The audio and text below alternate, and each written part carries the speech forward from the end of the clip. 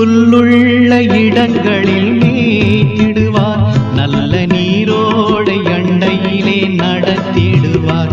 பசும் புல்லுள்ள இடங்களில் மேய்த்திடுவார், நல்ல நீரோடை அண்டையிலே நடத்திடுவார்.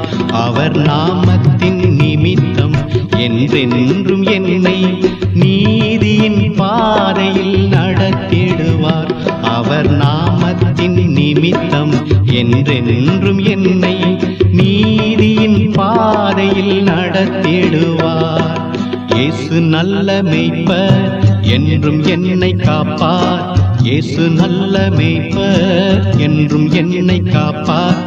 எனக்கு ஏதும் குறைவு இல்லை உலகிலே, எனக்கு ஒன்றும் குறைவு இல்லை உலகிலே.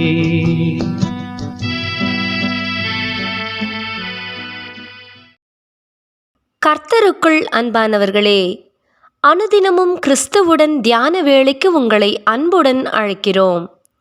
இன்றைய தியானத்திற்கான வேத வாசிப்பு மத்தேயு 7ஆம் அதிகாரம் வசனங்கள் 7 முதல் 11 வரை. தியானத்தின் தலைப்பு: நன்மையான ஈவும் பூரணமான வரமும். நன்மையான எந்த ஈவும் பூரணமான எந்த வரமும் பரத்திலிருந்து உண்டாகி சோதிகளின் பிதாவினிடத்திலிருந்து இறங்கி வருகிறது. யாக்கோபு 1ஆம் அதிகாரம் வசனம் 17. 2024ஆம் ஆண்டு புதிய வருடத்திற்குள்ளாக பிரவேசித்திருக்கின்ற வாசகர்கள் அனைவருக்கும் சத்திய வசன ஊழியத்தின் சார்பாக புத்தாண்டு வாழ்த்துக்களை தெரிவிக்கிறோம். கடந்த ஆண்டு முழுவதும் நம்மை ஆதரித்து வழிநடத்தின நம் தேவனின் கிருபையும் நன்மையும் இந்த புதிய ஆண்டிலும் நம்மை தொடர்வதாக. நாம் ஒவ்வொருவரும் இவ்வருடத்திற்கான வாக்குத்தத்தங்களை பெற்றிருப்போம். நீங்கள் பெற்ற வாக்குத்தத்தங்கள் உங்கள் வாழ்விலே நிறைவேற தேவன் உங்களுக்கு கிருபை செய்வாராக. இவைகள் நம் வாழ்வில் நிறைவேற வேண்டுமானால் இவ்வாக்குத்தத்தங்களோடு வேதத்தில் தேவன் நமக்கு தந்திருக்கிற நிபந்தனைகளையும் நாம் கைக்கொள்ள வேண்டியது அவசியம். தேவனுடைய வாக்குத்தத்தங்கள் எல்லாம் ஆம் என்றும் ஆமீன் என்றும் இருக்கிறது. தேவன் தமது வாக்குத்தத்தங்களில் உண்மையுள்ளவர். அவ்வாறு நாமும் அவர் நமக்கு தருகிற நிபந்தனைகளை கைக்கொள்வதிலும் அதை நிறைவேற்றுவதிலும் உண்மையுள்ளவர்களாக காணப்பட வேண்டும்.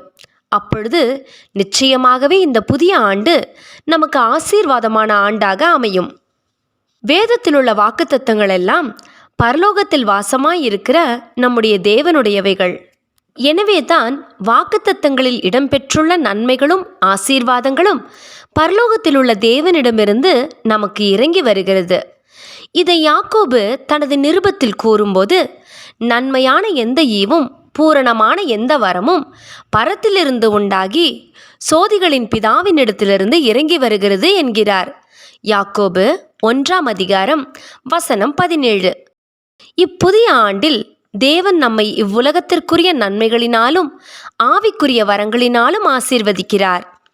இயேசு கிறிஸ்து மலை பிரசங்கத்தின் போது தம்மிடத்தில் வந்த ஜனங்களிடத்தில் இவ்வாறான நம்பிக்கையை தந்தார். பொல்லாதவர்களாகிய நீங்கள் உங்கள் பிள்ளைகளுக்கு நல்ல ஈவுகளை கொடுக்க அறிந்திருக்கும் போது பரலோகத்தில் இருக்கிற உங்கள் பிதா தம்மிடத்தில் வேண்டிக் கொள்ளுகிறவர்களுக்கு நன்மையானவைகளை கொடுப்பது அதிக நிச்சயமல்லவா? எனவே இவ்வாண்டில் நாம் வேண்டிக் கொள்ளும்போது தேவன் நன்மையான ஈவுகளை மாத்திரமல்ல, கிருபை வரங்களையும் நமக்கு தருகிறார். கிறிஸ்துவனுடைய ஈவின் அளவுக்கு தக்கதாக நம்மில் அவனவனுக்கு கிருபை அளிக்கப்பட்டிருக்கிறது. எபேசியர் 4ஆம் அதிகாரம் வசனம் 7. எனவே தேவன் நமக்கு பகிர்ந்தளிக்கிற வரங்களை ஆத்தும ஆதாய பணியில் உபயோகிக்க அர்ப்பணிப்போம். அதற்கான வாய்ப்புகளை நமக்கு தருவதோடு வாசல்களையும் இவ்வாண்டில் திறந்து கொடுப்பார். ஜெபம் செய்வோமா? அன்பின் தேவனே, பரலோகத்திலிருந்து இறங்கி வருகிற உமது நன்மையான ஈவுகளினாலும் பூரணமான வரங்களினாலும் இந்த புதிய ஆண்டிலே நீர் எங்களை ஆசீர்வதிக்கின்றபடியால் உம்மை துதிக்கிறோம். ஆமேன்.